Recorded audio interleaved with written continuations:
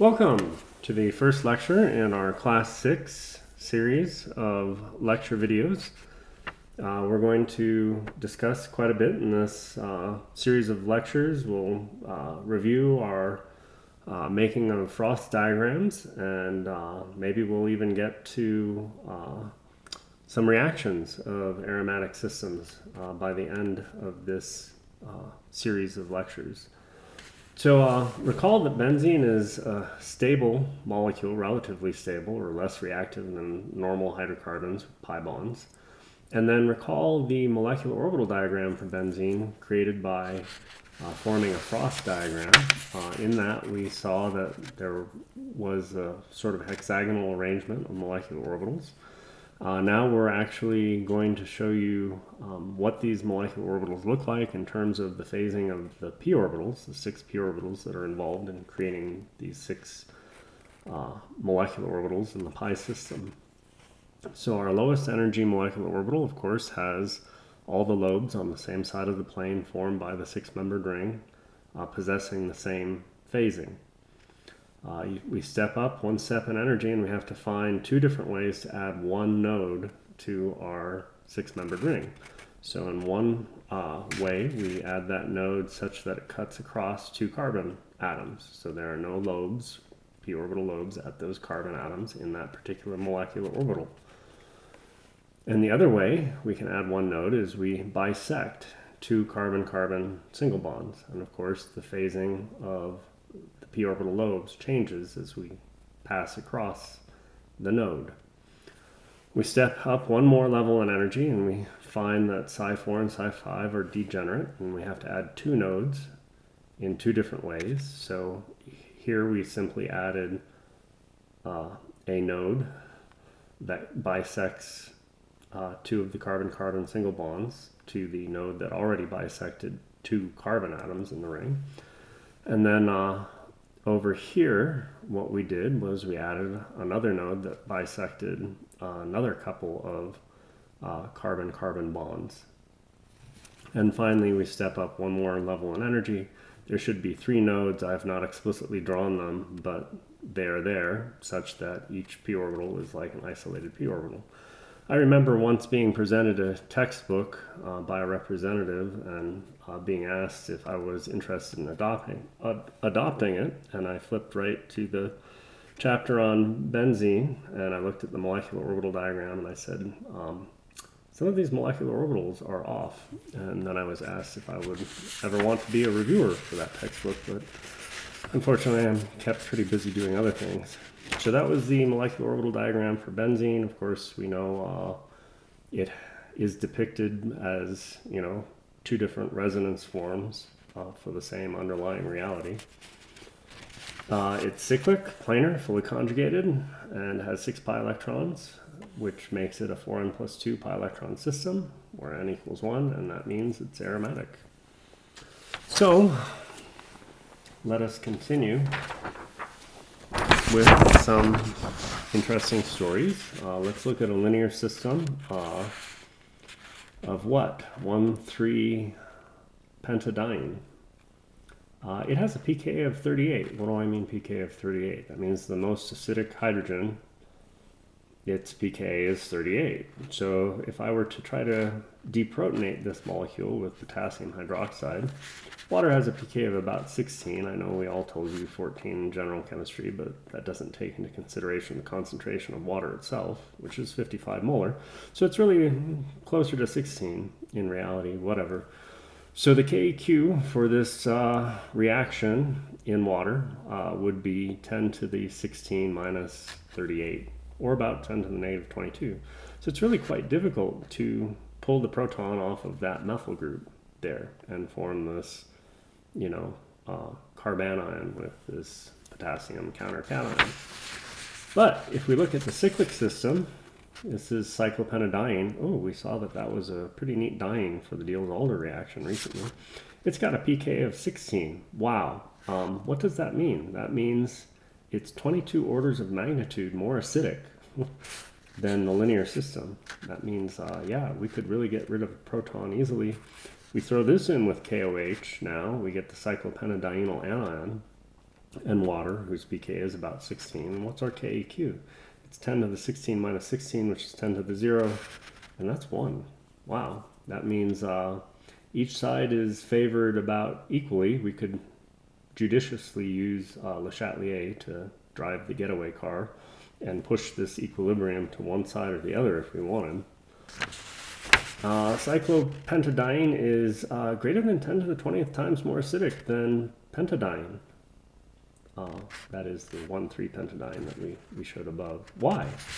And so if we look at the resonance forms for our cyclopentadienyl anion, what we find is that we have, wow, 5 different resonance forms. That's kind of neat. Geez, that negative charge must be delocalized. Of course, resonance isn't real, right? Cyclopentadienyl anion has 5 equivalent resonance structures. We could almost write it as a 5-membered ring with a little circle inside and formal negative charge. Are you getting the sense that I'm getting the sense that this thing is aromatic?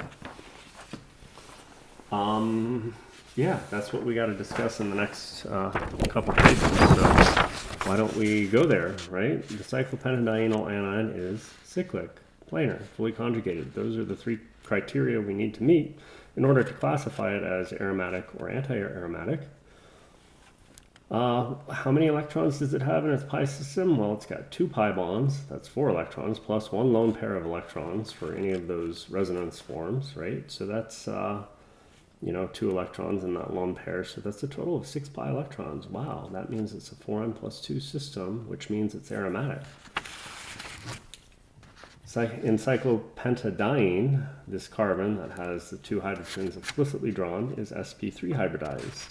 It's not fully conjugated, right? There's no p orbital at that carbon until you pluck a proton off and leave the 2 electrons in that hydrogen-carbon bond behind on carbon. Then that carbon is sp2 hybridized, right? The pair of electrons is in a p orbital. I guess you could think of it like that, but really it's a molecular orbital, right? The cyclopentadienyl anion is fully conjugated, yes. P orbital at every carbon now, right? There's a Frost diagram for our cyclopentadienyl anion. We inscribe the pentagon, with one vertex pointed straight down, and we try to resist the urge to place a candle at each vertex and summon the Dark Lord. No, we draw a molecular orbital instead at each vertex, and what we discover is when we put our E = 0 line crossing the center of our circle, we discovered that it's got 3 molecular orbitals that are below that E = 0 line, so that means they are bonding in terms of their characteristics. So Psi1, Psi2, and Psi3 each get 2 electrons because there are 6 pi electrons and each molecular orbital gets 2 electrons. That means the antibonding molecular orbitals Psi4 and Psi5 are not filled. We can take a guess at what those molecular orbitals look like, right? So a closer look. This is fun, right? Psi1, all the p orbital lobes on the same side of the plane formed by the 5-member ring are the same phase, right? And when we step one step up in energy, going to Psi2 or Psi3, they're degenerate, same energy. We have to put one node in 2 different ways. So one way, we lay the node right across a carbon atom and bisecting a carbon-carbon bond. And another way, we split the molecule, 3 carbons on one side, 2 carbons on the other, bisecting 2 carbon-carbon bonds. And in theory, these are energetically equivalent. Weird, but true. When we step one more level up in energy, we add 2 nodes to each of these structures 2 different ways. You can see that we just put in another node here across the molecule, Psi2, we just added that other node to bisecting 2 carbon-carbon single bonds to generate Psi4. Psi5, we have this interesting cross pattern that just bisects carbon-carbon single bonds. Kind of neat, right? And it was a real revelation to me how that molecular orbital diagram helps explain bonding in organometallic compounds. So what's interesting is if you generate the cyclopentadienyl anion by, say, adding KOH to cyclopentadiene, and then throw in an aqueous solution of iron 2 chloride, you get a brown precipitate, and it's called ferrocene. And it's this weird sandwich compound. We know the cyclopentadienyl anions each have a formal negative charge. Our iron has an oxidation 2+ state, right? So they balance out. And you get this interesting sandwich compound, stable to 500 degrees Celsius, melting point of 174 degrees Celsius. We can do other reactions on these ring systems. And what's even more interesting is we can use this ligand as a ligand to other transition metal centers, and we can actually use those as catalysts in important things like polymerizations. But what do we mean when we draw this line, right, that extends from the center of our aromatic cyclopentadienyl anion to the iron? What we mean is there's some sort of bonding, right, that helps these associate. I know we're tempted to think, oh, it must be ionic, right? Ionic bonding. We've got a cyclopentadienyl anions, and we have a cation here. But a deeper look reveals that these transition metals, especially like iron, have d orbitals, and those d orbitals have certain phasings that allow them to overlap with the molecular orbitals of our cyclopentadienyl anion. And really, when you have overlapping, molecular orbitals, that's where you can share electron density between atoms and ligands, or atoms and other atoms. And that's really the nature of that chemical bond. And so what do I mean? And we don't really go into, d orbitals, too deeply. This is the dz squared orbital, right? Psi1 could overlap with that for our, cyclopentadienyl anion.